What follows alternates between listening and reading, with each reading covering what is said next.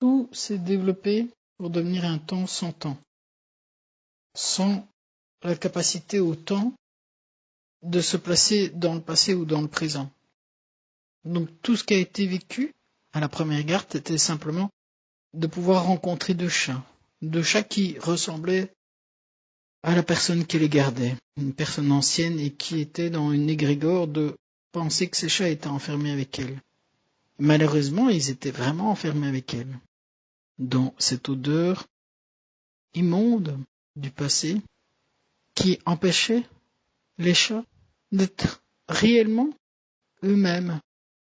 Il y en avait un qui avait extrêmement peur et qui s'est caché, et il y en a un autre qui n'a été qu'un pot de colle, aussi dans la même peur du manque. Quand je suis arrivé, j'ai dû ouvrir toutes les fenêtres, largement.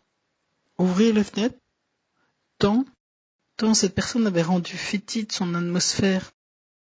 Et donc le chien, malheureusement, n'avait plus la capacité d'aller dans d'autres sphères, tellement leur atmosphère était fétide et oppressant.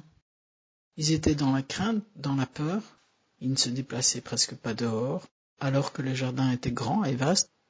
Ils étaient uniquement là, dans la maison, en attendant une pitance, en étant obèses, en ne pouvant plus être là pour leur première fonction, qui est celle d'aider, de soigner, mais surtout d'être présent, pour rappeler l'être humain dans sa fonction du présent, non pas dans cette sorte de camisole où tout était enfermé dans le passé et sentait.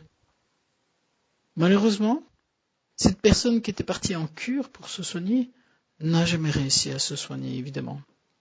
Qu'importe que l'eau avait des vertus ou pas, elle n'avait aucune capacité de pouvoir se soigner.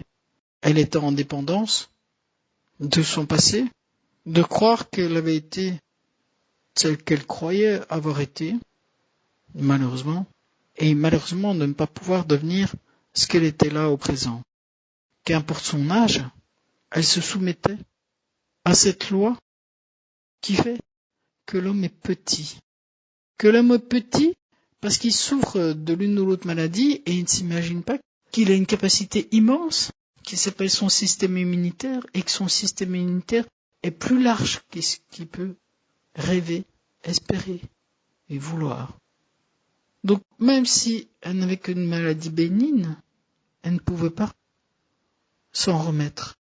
Et donc après, ces chats ont dû être piqués quand elle est partie à l'hôpital pour se faire d'abord une opération bénigne à l'estomac, automatiquement devenue bien plus grave, car son inquiétude l'a rendue bien plus grave.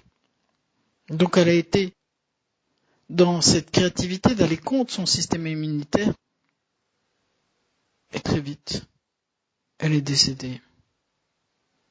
J'ai appris, lors de ce passage, qu'il n'y avait rien dans le passé, et qu'il n'y avait rien dans le futur.